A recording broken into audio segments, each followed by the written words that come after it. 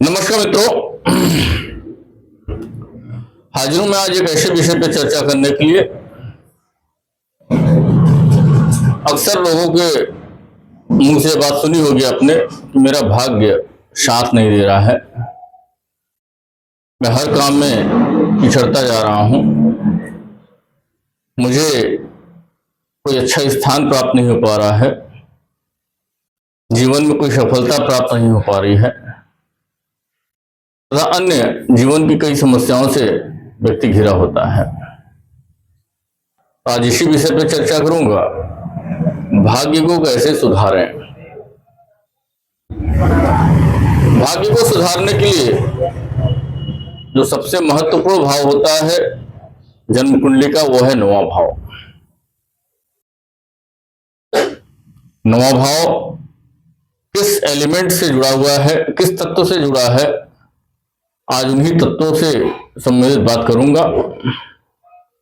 जैसा कि आप सभी को मालूम है, कुंडली में 4 तत्व होते हैं: अग्नि, जल, वायु और पृथ्वी।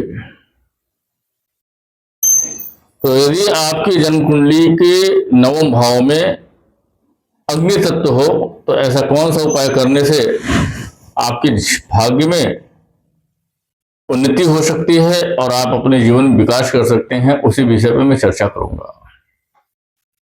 तो आज इसी बात को समझता हूं और लोगों को समझाने की कोशिश करता हूं कि आपके 9 भाव में किस प्रकार की राशि बनी हुई है और किस तरह से ये लाभ आपको जीवन में देगा। जैसा कि अग्नि तत्व, अग्नि तत्व मेष राशि, सिंह राशि और धनु राशि को कहते हैं। यदि आपके जन्म कुंडली के 9 भाव में 1 नंबर, 5 नंबर या 9 नंबर की संख्या लिखी हुई है तो इसका मतलब है कि आपकी जन्म कुंडली में भाग्य भाव का स्वामी अग्नि तत्व का है। जिस तत्व से 9वां भाव जुड़ता हो उसी तत्व से संबंधित वस्तुओं का धर्म स्थान, मंदिर में, आश्रम में, गौशाला में या जरूरतमंद स्थान में दान करने से आपके जीवन में भाग्य की उन्नति हो सकती है। तत्व के अनुसार यदि अग्नि तत्व है, 9वां भाव अग्नि तत्व से जुड़ा हो तो ऐसी स्थिति में हवन सामग्री, घी, माचिस, दान स्थान, मंदिर, यज्ञ स्थान, आश्रम में देना चाहिए। अब इन चीजों को आपको अगर धर्म स्थान में देते हैं तो क्या फल मिलते हैं उस पर चर्चा करूंगा। भाग्य में तेजी होगी, गुरु और सूर्य की कृपा मिलेगी, रुके हुए काम बनने लगेंगे, आपसे लोग जुड़ने लगेंगे, व्यापार के लिए, राजनीति के लिए नए नए मार्ग प्राप्त होने लगेंगे। अब मैं बात करूंगा जल तत्व की। जैसा कि जल तत्व 4, 8, 12 कर्क, वृश्चिक और मीन राशि से जुड़ा हुआ है। तो यदि आपके 9वें भाव में ये तीनों राशि बनी हुई हैं तो किसी भी धर्म स्थान में पीने के पानी की व्यवस्था करना, बोरिंग कराना, जल पात्र, टंकी या प्याऊ लगवाना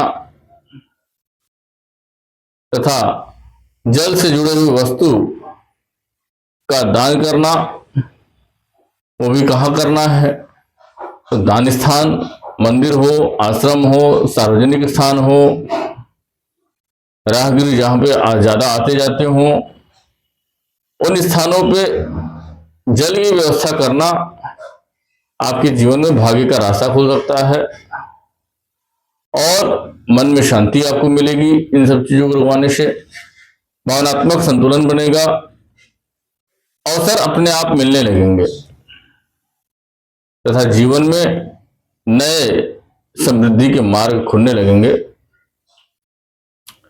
अब मैं बात करूंगा वायु तत्व की। यदि आपकी कुंडली में मिथुन, तुला और कुंभ राशि बन रही हो तो कौन सी ऐसी वस्तुओं का दान करना चाहिए जिससे आपके जीवन में भाग्योदय हो सके। इसके लिए आपको पंखे, कूलर, वृक्षारोपण तथा जिन ऐसी वस्तुओं का जीवन में वायु प्रदान करते हो उन सभी चीजों का व्यवस्था आपको करनी चाहिए। कहाँ करनी है?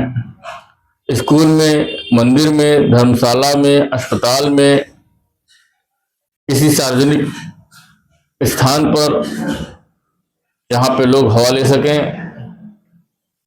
तथा लोगों को प्रकृति के साथ जुड़ के जो प्राकृतिक हवा मिल सके, ऐसी चीजों को करने से आपके जीवन में भाग्योदय होगा।